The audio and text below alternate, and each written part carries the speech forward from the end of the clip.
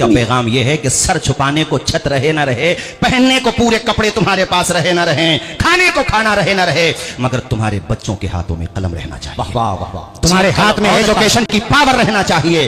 اسی نعرے کو الگ الگ خانقاہوں سے دیا جاتا ہے۔ جس خانقاہ سے مجھے ارادت ہے، جہاں سے میں بیعت ہوں، جہاں سے میں مرید ہوں، میرے پیر و مرشد حضرت پروفیسر امین میاں صاحب قبلہ ہر سال عرس قاسمی کے موقع پر، عرس نوری کے موقع پر، عرس حسن علماء کے موقع پر یہ پیغام دیتے ہیں کہ آدھی روٹی کھائیے، بچوں کو پڑھائیے، اور پیغام ہی نہیں دیتے ہیں بلکہ انہوں نے احسن البرکات بھی قائم کیا۔ آپ علی گڑھ جائیے، البرکات بھی قائم کیا۔ میں عریضے کے طور پہ ایک خادم کے طور پہ تمام خانقاہوں سے یہ عرض کروں گا کہ اب وقت آ گیا ہے، آپ اپنے حلقے اثر میں ماڈرن ایجوکیشن کے انسٹیٹیوٹ بھی قائم کیجئے، کوچنگ سینٹرز بھی بنائیے، اور دوسری طرف تعلیمی ادارے جو جہاں پہ ہمارے بچوں کو مذہبی تعلیم دی جائے وہ بھی بنائیے۔ اب ہاتھ پہ ہاتھ رکھنے کا وقت نہیں رہا، اب ایسا وقت آ گیا کہ لوگوں نے ہماری مسجدوں کی کھدائی شروع کر دی ہے۔ بات صرف سنبل کی جامع مسجد یا سلطان الہند عطائے رسول حضرت خواجہ غریب نواز کے آستانے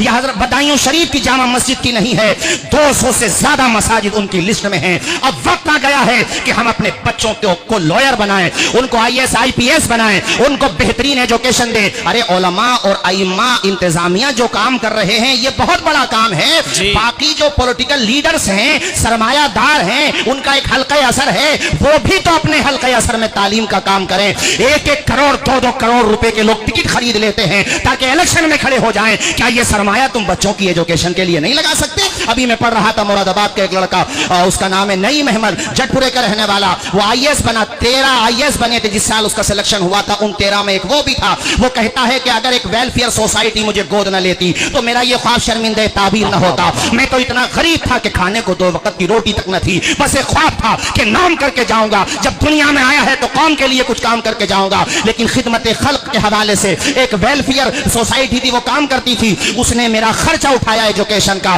اے امیرو، اپنے پیسے صرف شادیوں میں اٹھاتے ہو؟ ابھی ریسنٹلی ایک ویڈیو میرے واٹس ایپ پہ آیا، میرے تن بدن میں آگ لگ گئی کہ ہمارے کتنے بچوں کو بے گناہ جیلوں میں ٹھونسا جا رہا ہے، کتنے بچے جام شہادت نوش کر گئے۔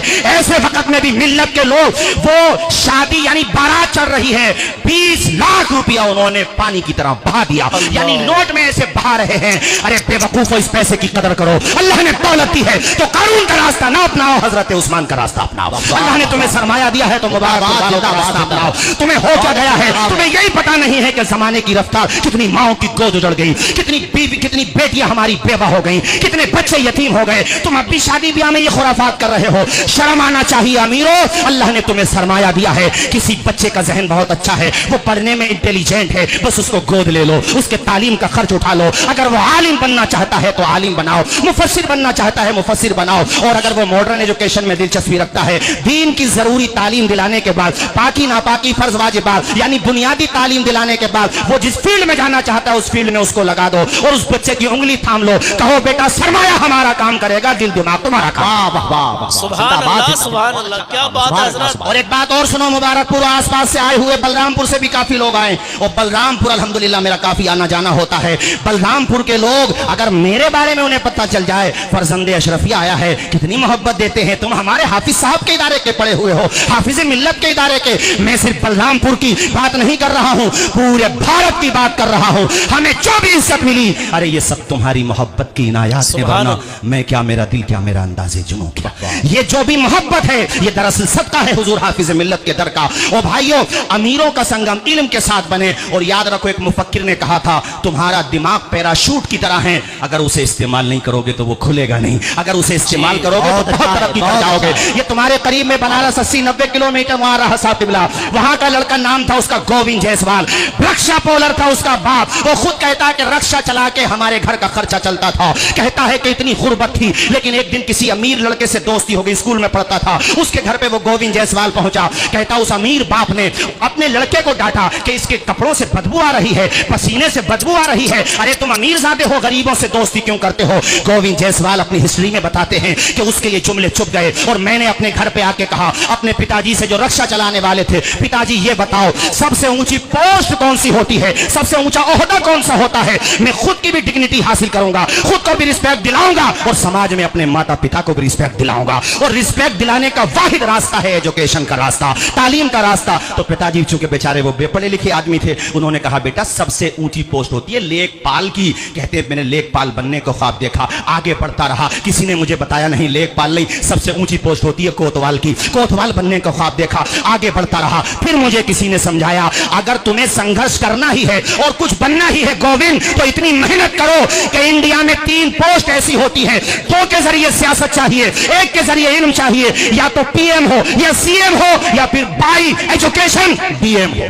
बनना है तो डीएम बनो, मेहनत करो। कहते मैंने मेहनत की, उधर मेरे पापा के पांव में सेप्टिक हो गया था, उनसे चला नहीं जाता था। वो लोगों इससे मोटिवेट होकर जाना, एक जज्बा लेके जाना कि हम हाफिज मिल्लत के उर्स में गए थे और ये विजन लेके आए हैं कि सर छुपाने को छत रहे ना रहे, पहनने को जूता रहे ना रहे, मगर हाथों में कलम रहना चाहिए, एजुकेशन की पावर रहना चाहिए। जिस इंसान ने मेहनत की, संघर्ष किया, जानते हो गोविंद जायसवाल कहता है 2 वक्त का खाना नहीं खाता था, 1 वक्त का खाना 2 वक्त में खाता, आधे कप चाय पीता था, ट्यूशन पढ़ा के अपनी फीस का खर्चा निकालता था। कहते मैंने 18 घंटे रेस, सोचो यार 24 घंटे में से 18 घंटे जो लड़का पढ़ रहा हो वो खुद अपने हालात बताते हुए कहता इससे ज्यादा अगर मैं पढ़ता तो मर जाता, इससे ज्यादा अगर मैं पढ़ता तो मेरी डेथ हो जाती, मर जाता मैं।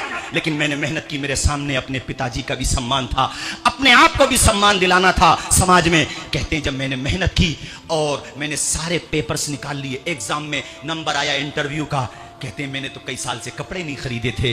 अपनी बहन को कॉल की, बहन प्रेग्नेंट थी, बहन ने पैसों का इंतजाम, उनकी यानी डिलीवरी का वक्त था उधर, वो 2000 रुपए उनके घर पे रखे थे अल्ट्रासाउंड वगैरह के लिए। लेकिन बहन भी माँ का रोल अदा करती है, बहन ने वो 2000 दिए ताकि वो कोट पैंट जो भी उसको इंटरव्यू देना सलीके कपड़े पहने। कहते हैं जब मैं इंटरव्यू देने गया, सिर्फ मेरी 22 साल की उम्र थी, गोविंद जायसवाल कहते सिर्फ 22 साल की मेरी उम्र थी। इंटरव्यू देने के बाद जब मैं निकलने लगा, मैंने सारे सवालात के बेहतरीन जवाब दिए, निकलने लगा तो एक साहब ने मुझसे पूछा, जो सवालात पूछ रहे थे, उन्होंने कहा गोविंद हमने आपको फ्लॉप कर दिया, फेल कर दिया, तो अभी तो तुम्हारे पास चांस है, उम्र है। तो मैंने जवाब दिया सर मैंने ये सोचा ही नहीं है कि मैं फेल हो जाऊंगा, मैंने ये सोचा है कि 110% कामयाब हो जाऊंगा। ये जुमला उसको इतना पसंद आया, वो खुद बताते हैं कि वो खुश हो गए। कहते हैं मेरे पिताजी के साथ मेरी कामयाबी से चंद दिनों पहले एक हादसा हो चुका था, और एक तो उनके पांव का ऑपरेशन हुआ था, मगर गुर्बत की वजह से वो बेचारे फिर भी रक्षा चलाते थे। एक होम गार्ड ने उनको डंडा मारा और उनके रक्षे के टायर में जो है उसने सुराख कर दिया। तो किसी वकील ने, हमारे गांव का वो वकील था, उस वकील ने कहा होमगार्ड जी जानते नहीं हो इनका बेटा यूपीएससी एग्जाम निकाल चुका है। कहते जब मैं सक्सेस हुआ तो मुझे यकीन नहीं आया, इतनी खुशी हुई, सबसे पहला अगर मैंने किसी को फोन किया तो मेरे पिताजी थे। कहते मेरे पिताजी को यह पता चला कि मेरा बेटा डीएम बनेगा तो रिप्लाई नहीं आया, कोई जवाब नहीं आया। कई मिनट के बाद रोते हुए पिताजी ने कहा बेटे आज मुझे गर्व हो रहा है कि देने वाले ने मुझे तेरा जैसा बेटा दिया है। रोते हुए खुद कहते हैं मेरे पिताजी के घर पे बहुत घाट पहुंच गया, माफी मांगने लगा तो मेरे पिता ने उसको माफ कर दिया और कहा कोई बात नहीं है। मगर जाते जाते उस पिता ने जो कहा था उससे हमें आपको भी सीख मिलती है। उसने कहा था होमगार्ड साहब किसी के कपड़े देखकर, किसी का रंग देख के, किसी की जात बिरादरी देख के, किसी के घर की कच्ची छत देख के किसी के टैलेंट का फैसला न करना। वक्त बदलते हुए देर नहीं लगती है होमगार्ड साहब, वक्त बदलता है अगरचे वक्त बदलने में वक्त लगता है। जिंदाबाद जिंदाबाद जिंदाबाद। सुभान अल्लाह, सुभान अल्लाह। बदलता है संघर्ष की राह जो चलता है, हालात वही बदलता है। जिसने रातों से जंग जीती है सूरज बनकर जरूर चमकता है। हाथ उठा के जरा मेरे साथ बोलो आधी रोटी खाएंगे, बच्चों को जरूर पूरा मत बोले मेरे साथ, बच्चों को पढ़ाएंगे। आधी रोटी खाएंगे, बच्चों को जरूर पढ़ाएंगे, जोर से आधी रोटी खाएंगे, बच्चों को जरूर पढ़ाएंगे। बच्चों बस यही मेरा पैगाम था, यही हुजूर हाफिज मिल्लत का पैगाम है। और एक बात और गुलाम रब्बानी भाई जाते जाते मैं अर्ज कर दूं कि हाफिज मिल्लत के उर्स से बाकी आरास करने वाले इंतजामिया को ये सीख भी लेना चाहिए कि यहाँ जब आजान होती है तो मस्जिद नमाजियों से लबालब हो जाती है।